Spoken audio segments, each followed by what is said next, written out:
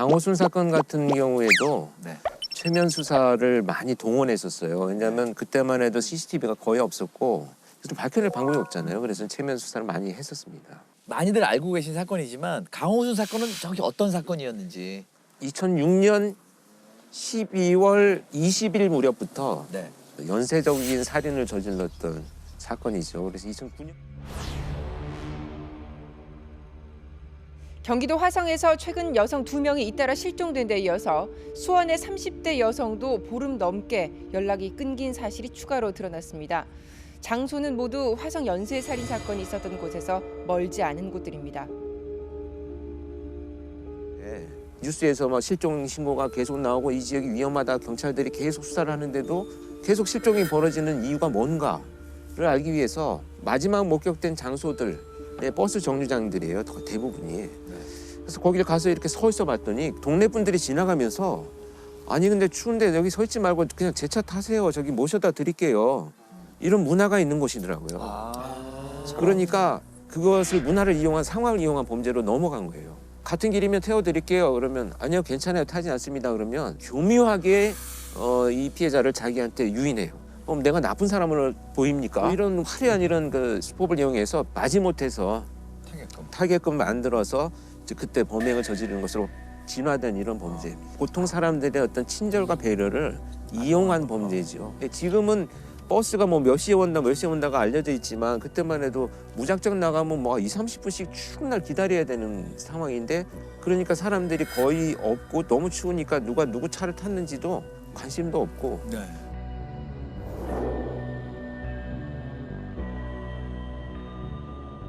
유영철과 정남규는 2000년대 초반에 막 찾아다니면서 범죄자들을 침입하고 뭐 또 따라다니고 이런 범죄를 저질렀잖아요. 근데 자연스럽게 자기의 통제 안에 피해자를 들어오도록 만드는 것으로 상황을 이용한 범죄로 넘어간 것이 강호순이에요. 그러니까 그래서 되게 용의주도하고 치밀한. 네. 네.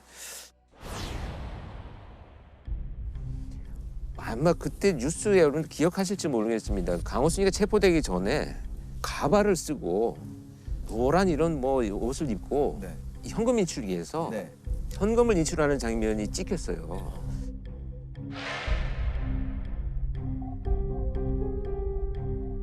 네 시간 후에 그 장소에 나타난 거예요. 네. 그래서 이제 수사의 방향이 대중교통으로 왔느냐, 뭐 걸어왔느냐, 네. 자기 차를 타고 왔느냐 여기에 따라서 우선순위가 결정이 돼야 되는데 이 목격자 진술이 다 다른 거예요. 네.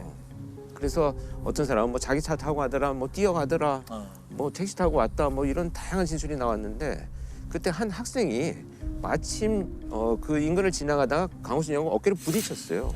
그래서 이 학생은 나름대로 어떤 충격과 이벤트도 있었고 그 상태에서 얼굴을 본 거죠. 자기가 이상한 사람이 막 가발 같은 거 쓰고 가니까 이렇게 유심히 봤는데 자기 차를 시동을 걸더니 타고 갔다 이렇게 진술을 했었어요. 그런데 워낙 다르니까 제가 그래서 이제 그 학생을 체면 수사를 했는데 체면 상태에서 승용차가 아니고요. 차 위에 이렇게 삼각형의 뿔이 있어요. 이게 택시였던 거예요. 택시네요.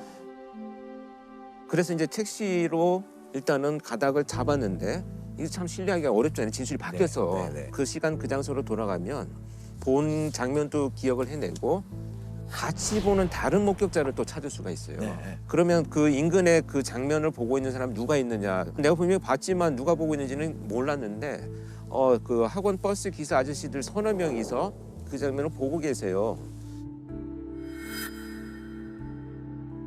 그래서 그날 근무자들을 불러가지고 봤느냐. 봤다. 근데 이상한 사람이 택시를 타고 가길래 참 저런 사람이 밤늦게 어딜 돌아다니나 자기들끼리 그런 얘기를 했다는 거예요. 근데 신뢰성이 높아지잖아요.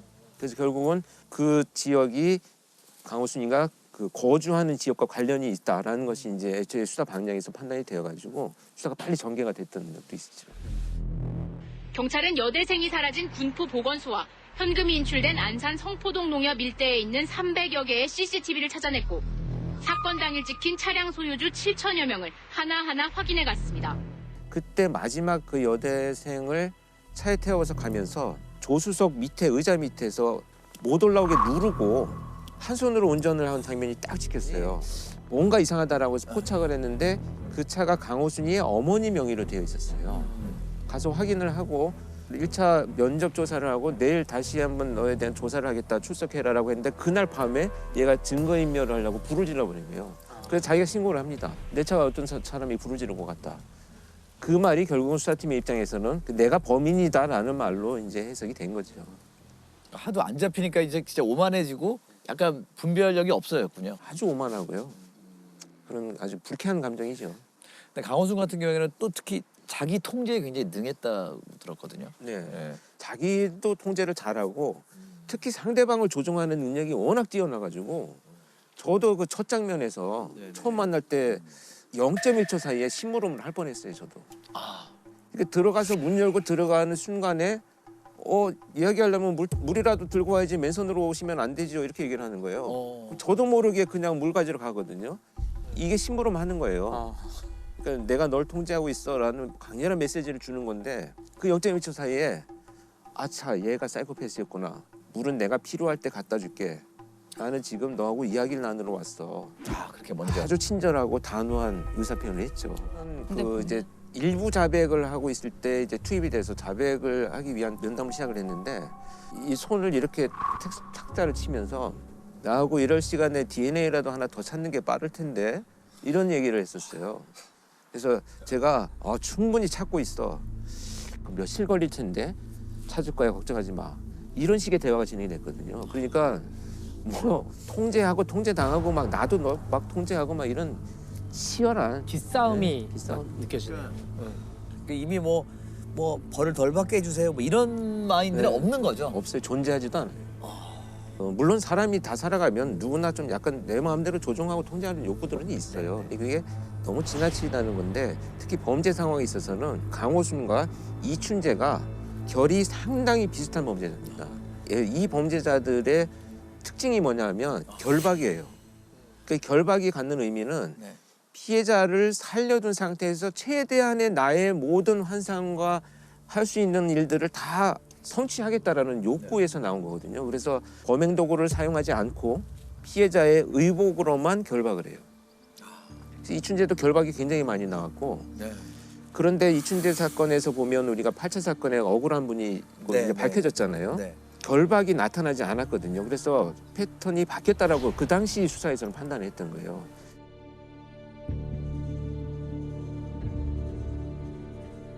그런데 반드시 나타나지는 않습니다. 시그너처가. 그렇게 실패를 하게 되면 그 다음 사건에서 훨씬 더 많이 나와요.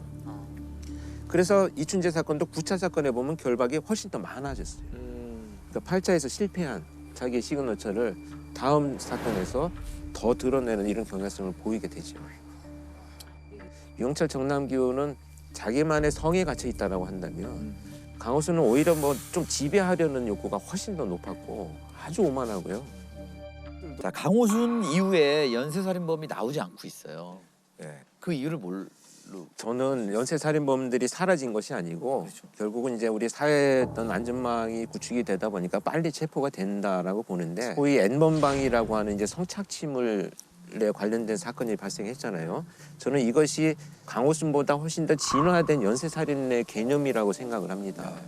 N번방 소위 그 조주빈의 피해 여성들은 약점을 잡혀갖고 성착취물을 만들었다라고 하는 비난까지 받았던 스스로 극단적인 선택을 해서 죽게 만들고 범인은 손에 피를 묻히지 않습니다. 그 결과로 돈을 또 벌고 있어요. 그러니까 엄청난 발전된 연쇄살인의 개념이지 않나 이렇게 저는 생각을 합니다.